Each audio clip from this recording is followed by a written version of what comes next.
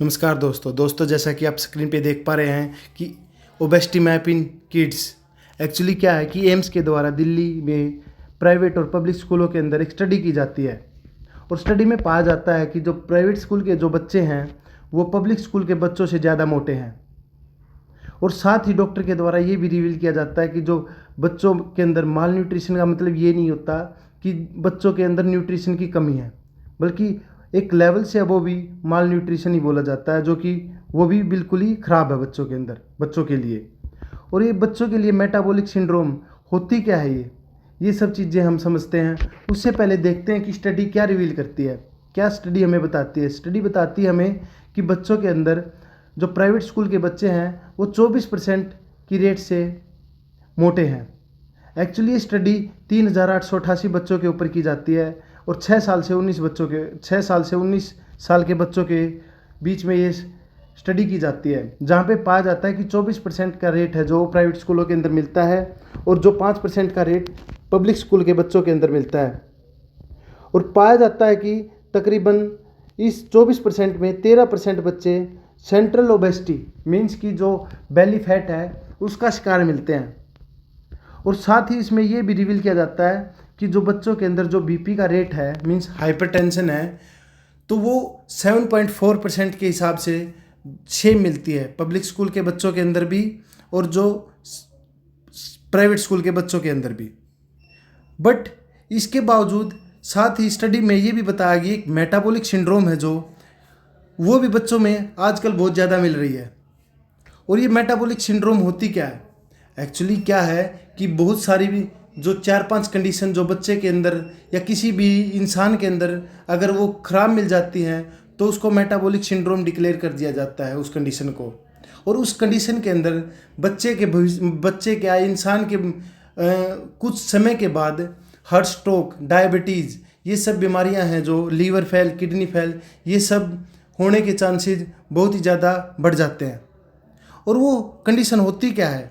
जैसे मोटापा, high BP, high sugar, high glyceride, high HDL cholesterol वगैरह, ये सब चीज़ें हैं जो बच्चे के अंदर अगर इनमें से कोई भी 3 कंडीशन अगर ज़्यादा असामान्य मिलती हैं तो मेटाबॉलिक सिंड्रोम के चांसेस बढ़ जाते हैं।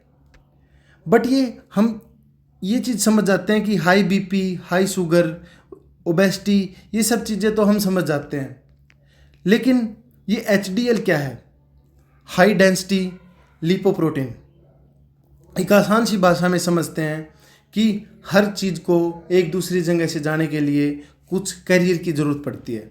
जैसे हमारे शरीर में फैट होता है, तो फैट क्या होता है? वाटर के अंदर सोल्यूबल नहीं होता, इसलिए ये हमारे ब्लड से या कोई और पार्ट से वाया वाटर नहीं जा सकता, तो इसको एक कैरियर की ज़रूरत पड़ती है जो कि हमारा प्रोटीन होता है। और ये प्रोटीन इसको क्या करता है? फैट को और हमारे कोलेस्ट्रॉल को हमारे लीवर तक लेके जाता है, जहाँ ये लीवर के थ्रू हमारे बॉडी से निकल जाता है। बट अगर ये हाई डेंसिटी है तो ये गुड कोलेस्ट्रॉल है, मीन्स गुड लिपोप्रोटीन है। अगर ये लो डेंसिटी वाला एचडीएल है तो वो एक अच्छा कोलेस्ट्रॉल नहीं है। तो ये सब चीज़ें हैं जो हमें याद रखनी है। अब मेन बात आ जाती है हाई ग्लिसराइड। अभी ग्लिसराइड क्या होता है? ग्लिसराइड का मतलब आप आसान सी भाषा में ये समझ सकते हैं कि जब भी हम कोई, मान लो हमने कोई पिज़्ज़ा खा लिया, अब पिज़्ज़े के अंदर क्या होता है? वेजिटेबल वगैरह होती हैं, ब्रेड होता है, अब उसके अंदर मेयोनीज और चीज़ वगैरह भी होती है। अब क्या होता है कि उससे हमें एनर्जी मिलती है। अब हमने कोई फूड इनटेक किया, जैसे ही हमने फूड लिया तो उससे हमें एनर्जी मिलना स्टार्ट हो जाती है।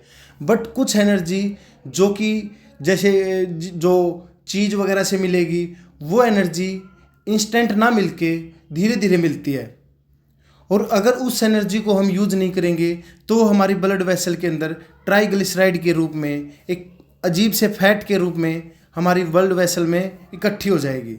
जैसे आप सेकंड स्क्रीन के अंदर देख रहे हैं, हमारी ब्लड वेसल के अंदर ये जो पीले पीले डॉट है ये ट्राइग्लिसराइड है। अगर ये बहुत ही ज़्यादा मात्रा में हो जाते हैं तो हमारी जो आरबीसी है, ब्लड वेसल ब्लॉक होने के चांसेस बहुत ज़्यादा बढ़ जाते हैं। इसलिए बोलते हैं कि जो फैटी फूड होता है जैसे चाउमीन, बर्गर या फ्राइड फूड, पैक्ड फूड, इसीलिए हमें कम खाना चाहिए, क्योंकि उससे जो एनर्जी हमें मिलेगी वो इंस्टेंट नहीं मिलेगी, वो कुछ समय के बाद मिलेगी। और अगर हम उस एनर्जी को बाद में भी यूज़ नहीं करेंगे तो वो एक ट्राइग्लिसराइड का रूप ले लेगी और हमारी ब्लड वेसल को ब्लॉक करने के चांसेस बहुत ही ज़्यादा बढ़ जाते हैं। तो ये सब चीज़ें थी कि किस तरह से आजकल मेटाबॉलिक जो सिंड्रोम है वो बढ़ रही है बच्चों के अंदर, ठीक है। और सेकंड चीज़ ये आ जाती है कि अगर इनमें से कोई भी 5 जो मैंने आपको कंडीशन बताई, high BP, high sugar, high HDL की जो limitation and triglyceride and obesity, अगर इनमें से कोई भी 3 असामान्य मिल जाती है तो बच्चे के अंदर एक मेटाबॉलिक सिंड्रोम की स्थिति उत्पन्न हो जाती है। और उससे उसको रिस्क क्या होते हैं, भविष्य में उसको स्लीप एपनिया हो सकते हैं कि सोते समय उसका सांस रुकना, जॉइंट में पेन होना, उसकी जो फिजिकल एक्टिविटी है वो लेजी हो जाएगी। तो ये सब चीज़ें हैं जो उसकी हेल्थ रिस्क के में इन्वॉल्व करेंगी। जिस तरह आप इस बच्चे को देख रहे हो, ये फ्रूट की बजाय अब क्या कर रहा है, एक ये बर्गर, चाउमीन जो ये रखे हुए इसके सामने, ये इस पे फोकस कर रहा है। बट इस सब का कारण क्या है, बच्चों के अंदर जो हो रहा आजकल मोटापा है, इस सब का कारण क्या है? इस सब का कारण है सोशल मीडिया।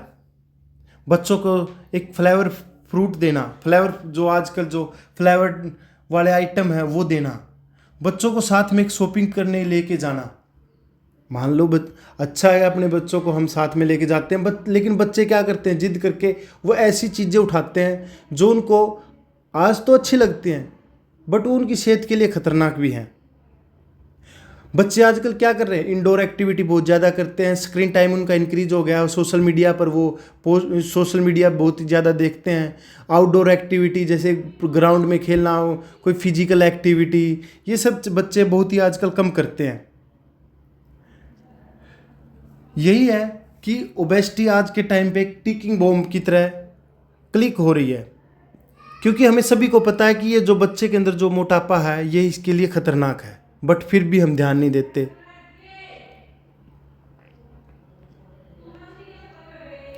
आप जरा सोच के देखिए कि आप अपने बच्चे को जिस तरह से आप उसका पालन पोषण कर रहे हैं और जिस तरह से वो आज वो माल न्यूट्रिशन की वजह से हाई फूड, जंक फूड खा के, फैटी फूड खा के, और आज वो जिस तरह से मोटापे की स्थिति में बैठा है, जरा उसकी साइड लगा के उसकी तरफ देखिए और सोचिए कल को वो एक वेंटिलेटर पे बैठा है और उसको कोई हार्ट की प्रॉब्लम स्टार्ट हो गई, कोई किडनी की स्टार्ट हो गई, ठीक है, वो वेंटिलेटर पे बैठा हो ऑक्सीजन के सहारे, क्योंकि आज तो आप आलस करके उसको खिला रहे हो कुछ, लेकिन कल को जो ये मेटाबॉलिक सिंड्रोम वाली स्थिति आपने उसके अंदर उत्पन्न कर दी है, ठीक है, वो उसको भविष्य में आने वाले 5 साल 10 साल में वो उसको बहुत ही ज़्यादा इफेक्ट करेगी।